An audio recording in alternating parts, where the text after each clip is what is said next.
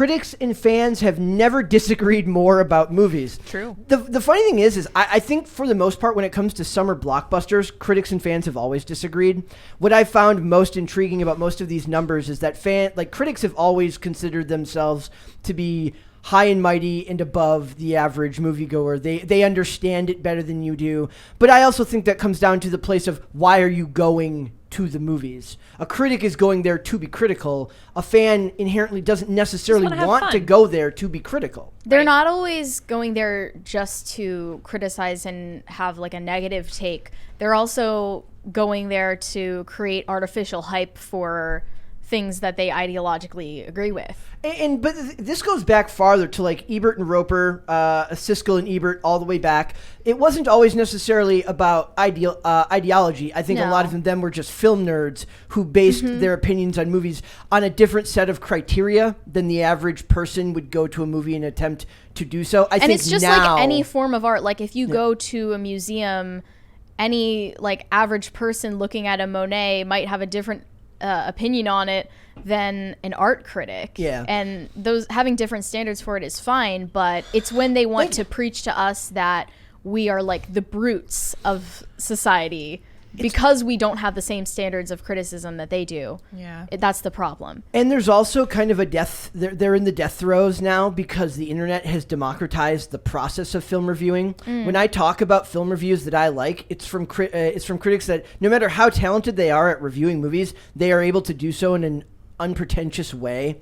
Jeremy Jahns is a fantastic example of a critic who can give you a very, very... We don't always agree. I would say we actually agree on most things. Chris Stuckman gives more analytical takes. Jeremy Jahns seems to go more into lore and how it makes... in like what it evoked from him.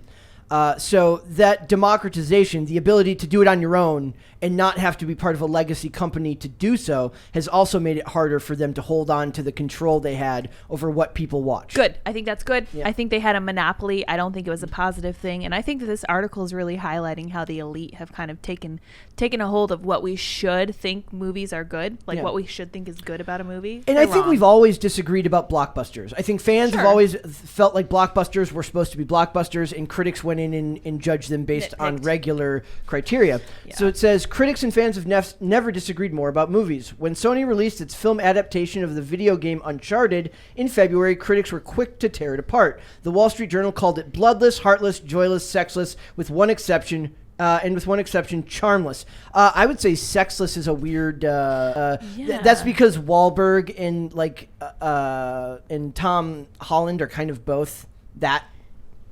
What do you mean? Like, I kind of clean image. Yeah, like Wahlberg, not less so obviously when he was younger. Yeah, but now he's like dad. Him and Chris Pratt are both like dad action heroes. Yeah, right? and Tom Holland is supposed to be family friendly too, right? Yeah. So they go down here and they show this right here. So these are the biggest movies of this year, which is the closer that those two dots are, is the more they agreed. So it's interesting that the ones that people agreed on were Top Gun Maverick, The Batman, were the only ones that looked to be fairly close together.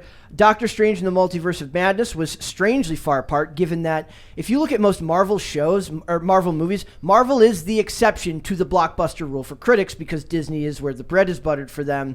And most of it is just the studios can not bribe, but incentivize you with access to the things they're making. One of the hardest parts about doing what we do is like you have to want people to come back to see your channel because we're not going to see the movie early. We're not getting early access to that stuff. Are there any, as you were saying, it was like film reviews are democratized. Are there any online creators that are given early access, or is it only... Jeremy Jahns does. But he actually worked for Collider. How do they decide which ones get... That would be an interesting question to ask them. It seems like a biased decision. Yeah. By following, I mean, a lot of them, even the most because also by being given early access, you're incentivized to be more forgiving of mistakes in a project, then you're automatically biased. When you're watching a movie early and something bugs you, you're like, yeah, but I got the experience of coming to... And you feel special. So it literally tricks you into thinking it's better.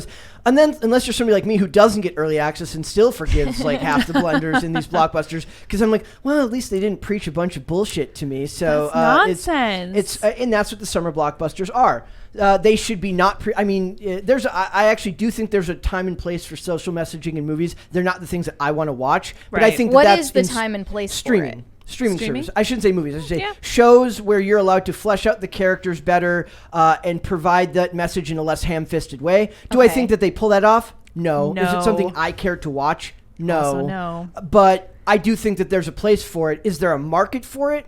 I don't know if the numbers bear that out. It feels like all of these shows, as we're now hitting in, we're going to what we would call a media recession, right?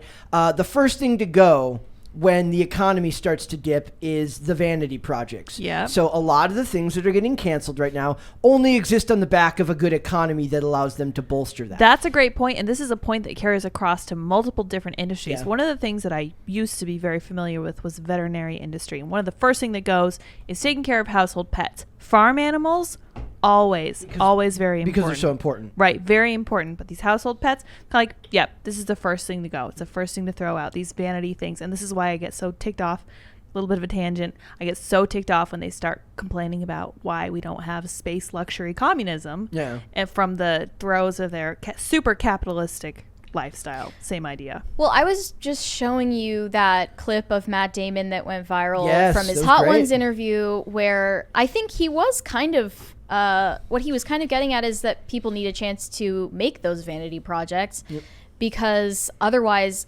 and they used to be able to do that a lot more easily because of DVD sales. They made up for what they don't make profit. in the theater. Yeah, because those movies don't inherently play as... Usually those movies are far less action-heavy, far more story-oriented, which means that on the big screen they don't have the same allure as an action film, right? Yeah. Still such a spot for them. So they make up what they lose by not making most of it at the box office in DVD sales. But Comic I think book movies even do that in merchandise. I mean, a lot of this stuff is made up in merchandising. I think that's a bit of a tragedy, though. Like, I think there's so much value to those vanity projects that are sort of spearheaded by one, maybe two people, and they don't get the same support that they used to.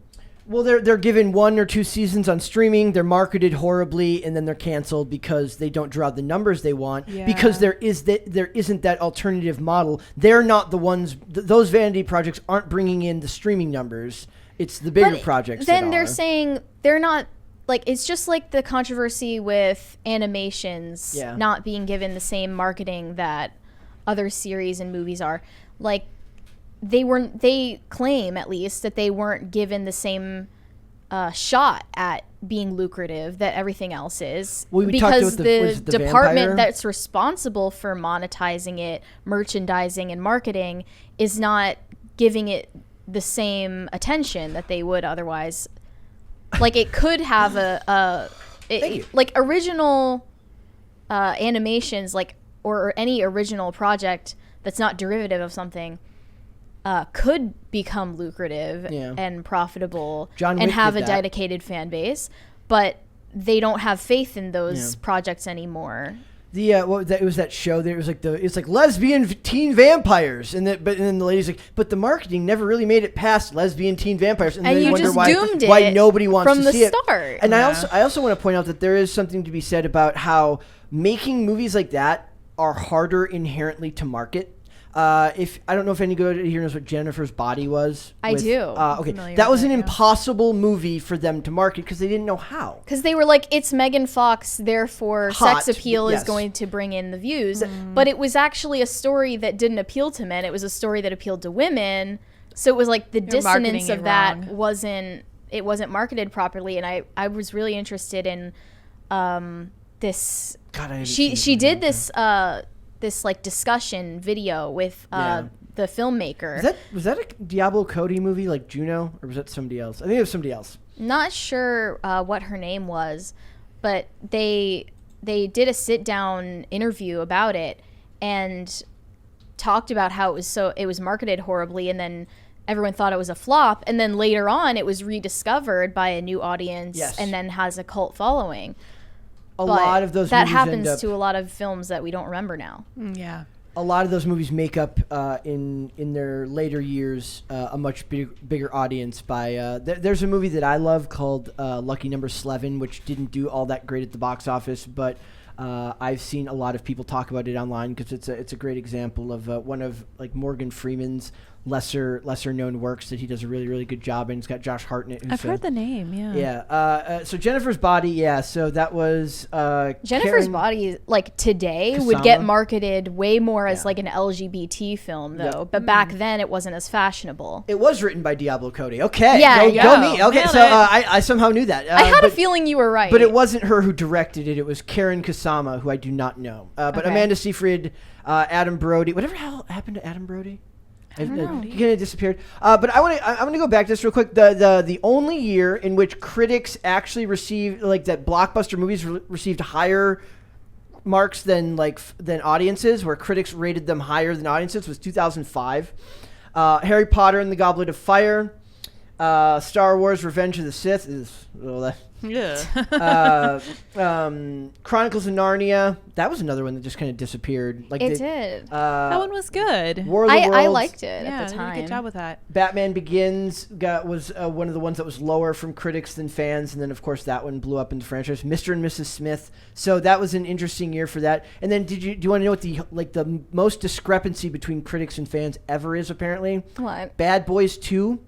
Which got like a 23% from critics, but like a 78% from fans. Wow, that's interesting. And that must be for movies only, because all of Dave Chappelle's specials are like 1% from critics. Oh yeah, and like 90%. But that's not the same thing as movies. That's a little different. Yeah. They also talk about Transformers as critics' least favorite franchise. Maybe that's why I hate critics so much. Yeah, they're because dumb. I love dumb Transformers movies, and you can't make me hate. Brett, last night, Hannah Claire got into it with Tim over Fast and the Furious franchise. And I was like, hey, there's a place for like a mindless, fun, explosion-filled nonsense with Vin Diesel. I think that's not her real problem with it. It's that it has been done so many times. Well, Tim just loves it. And she's like, come up and argue with me about it on Pop Culture Crisis. So hopefully that happens. My point is that they try to...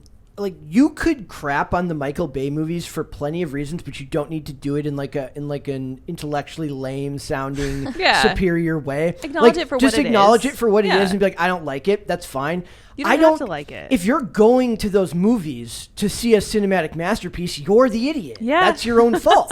That's true. That's your like if you go in looking for entertainment and you don't feel entertained, then I think that's a totally valid criticism. That is a valid criticism. That's personal choice. There was a funny article that I was reading earlier. It was about the truth about Michael Bay's blockbuster conservatism, and it was the most over the top. They're like, Michael Bay is a barstool conservative. That's I was just introduced to that term fairly recently. Hate it. I also want to point out that for these industries, what I've noticed is that no matter whether we're talking critics or fans, there's a lot of things where, for supposedly having your right to choose, there's a lot of things you're like not allowed to like. Oh yeah, you're like when I tell people I like the Transformers movies, it's like, oh my, like even the that was like the peak of Megan Fox and Shia LaBeouf. Yeah, it was good times. I remember. She even I was just like, she's drinking blood now. The last time we talked, well, Jennifer's Body too. Like last time we were talking about it, this is how much what I love about it. I'm like, we were talking about. I looked up Transformers. Like she has a last name in these movies. I didn't even know that. She did. I've watched these movies hundreds of times. I couldn't have told you she had a last name, no matter what. Did you like Bumblebee? It was fine. I love Bumblebee. The Camaro. It was fine. That wasn't Jenna Ortega, right? That was what's her name? What's her name? What's her name? Here's how I rate. Like if I can get through it, it's fine. I got through it. It was fine. But it's mainly probably because high standard. But would you ever watch it again? That's and if I did, it would be my John benchmark Cena. Forever. Is if you wouldn't watch it again, was it really good? Yeah. Or great? And if I did, it would be to watch. It was Haley Steinfeld in that one. If I watched it again, it'd be for John Cena, not for.